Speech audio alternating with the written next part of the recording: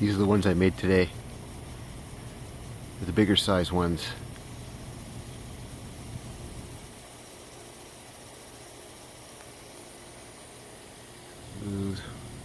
What I realized after is I think this one's too deep for them. They prefer something shallower, actually.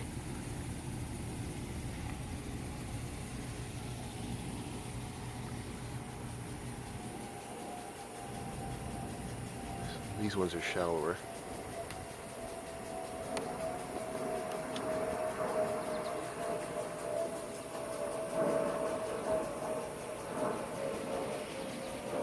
It's actually very easy because all the geometry is already included on these bottles. There's 12 equal sections. That's what I did to flatten this part down at this desired height. That's my stand. And another unique feature I realized afterwards is that during the rains, all the excess water will actually be stored in here. You can use that to water your plants and stuff in your garden.